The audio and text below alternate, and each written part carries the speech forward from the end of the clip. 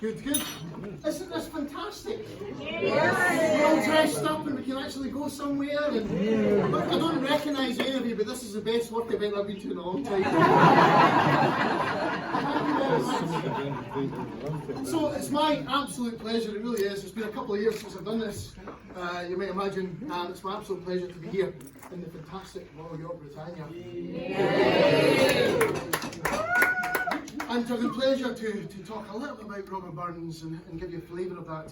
But I do think, I'm going to guess, there's a few people who have been to a Burns supper before. If you've been to a Burns supper before, put your hands up. Most people. Okay, but if you haven't been, put your hands up, it's your first time. Okay, a few. If you've been to a Burns supper in the Royal Yacht Britannia before, put your hands up. Okay,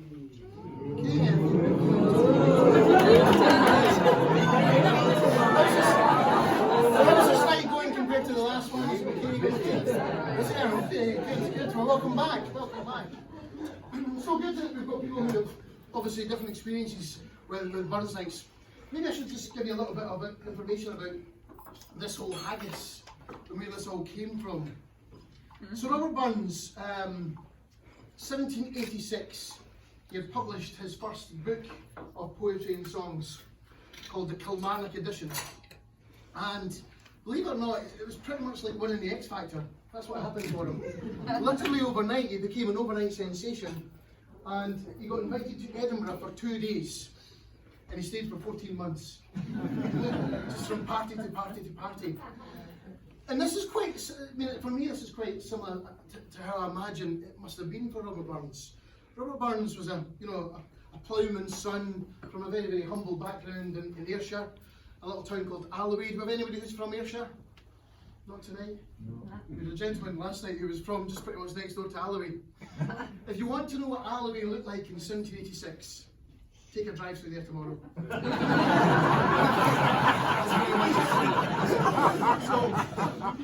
And we had somebody, thankfully, that we had somebody from Alloway. So Robert Burns, finds himself from Alloway in Edinburgh, and he was invited, because he was the X Factor winner of the day, he was invited to speak at all of the kind of high society dinners that were happening. And you can imagine it would be very much in the style that we're all enjoying. Well, we say you guys are all enjoying, I'm going to stay with my coffee, but you guys are all enjoying tonight. So, and he had to think on his feet a lot of the time around what he was asked to do. He was asked to, do you mind saying a few words at this? Do you mind being invited to that? Can you open this?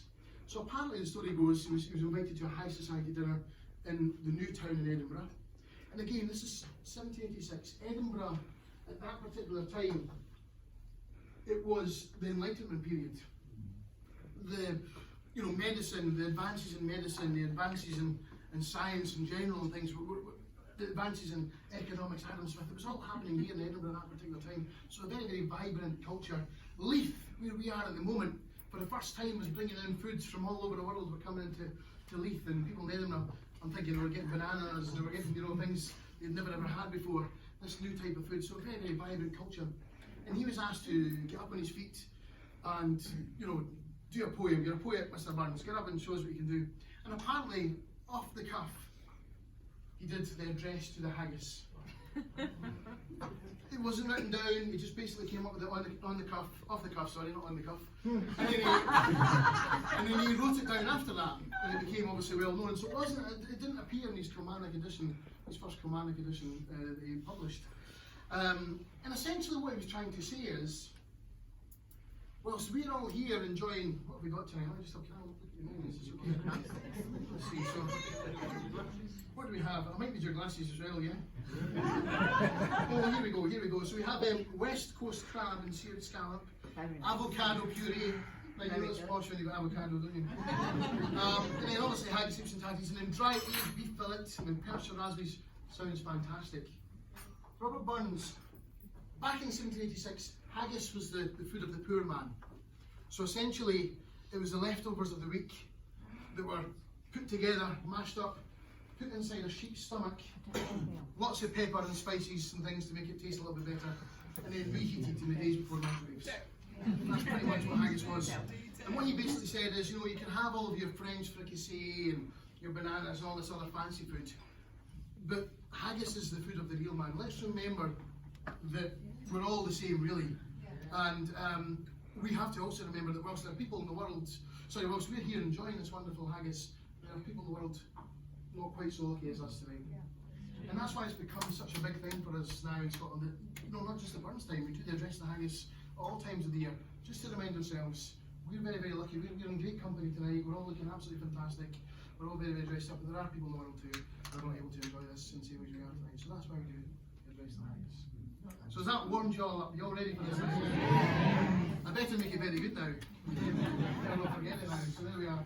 Now, of course, the address the haggis is in Scots, but Burns didn't always write in Scots. He did write in English as well, but this particular one is in the old Scots language. So don't mind if you don't understand it. That's not really the point. Okay, we all good with that? Yeah. Are we ready for this? Yeah. Here we go. Therefore, your honest, sonsy face, great chieftain o' the pudding race, I bring them all, you tak your place. Pinch, triper term, weel are you worthy o' a grace, as lang's my erm. The groaning trencher, there you fill your hardies, like a distant hill. Your pen would help to mend the mill in time we need, or through your pores the dews you still. Oh, like amber beads, his knife. See, rustic and labour dirt. So you wash your fingers. I've got you up, well ready slicked. Trenching your gushing end to its rusting, entrails bricked like only ditch. And then, what a glorious sight! Look at that, isn't it fantastic? What I'm reeking! Oh, let me try this.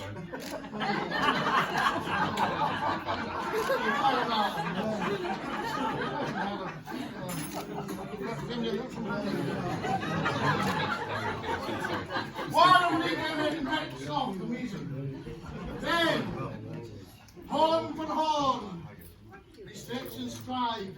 Deal tack the hindmost on the drive, till other wheels swell, counts for live, are bent like drums. It's getting bigger every day. An all good man must like to ride. You think it hums? Is there to his French ragout? Or olio would stow a shoe, or fricassee would make a spew, with perfect scunner looks down with sneering, scorn for view on sick dinner. Poor devil, where is he? Poor ambassador of Cheshire, where are you? Here. Give a round of applause for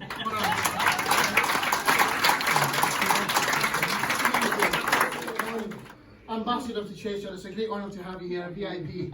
The Queen invited him personally to come.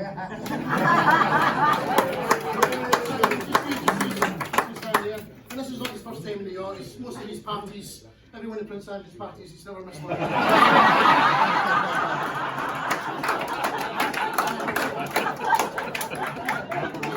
I'm not that young. I'm not going to, a bit of fun here, Simon. I'm not going to be okay with this. Well, you have to be, no choice. Poor Simon. See him out his trash. As feckless as a weather drash. Show him your leg. His spindle shine. His spindle shine to kid whiplash, his knee, that's your fish, shows you. His knee, and nicked through bloody floods and fields to dash. Ugh, how unfit. Mark the rustic, Haggis fed, the trembling air resounds my tread, and clapping my whirling Eva blade, and I'm going to make it whistle. Simon, look, I'll give you a chance here. Us Scots are always fair.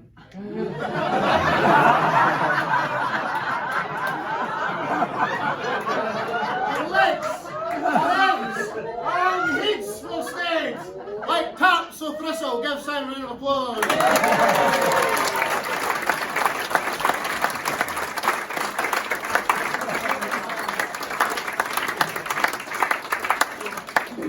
Now to the serious part. You powers will make mankind their care, and dish them out to their bill of fare. All Scotland wants nae stinking ware that joups and luggies. If you wish her grateful prayer, give her a haggis.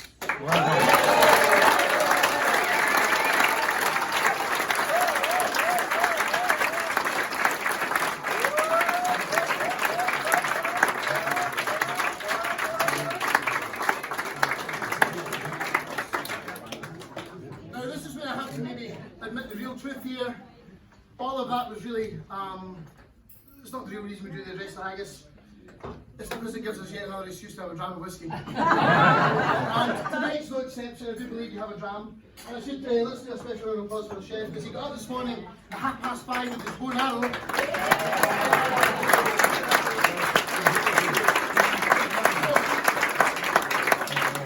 Ladies and gentlemen, the usual custom is everybody would be upstanding, so please be upstanding. And raise your glasses. The toast is the haggis.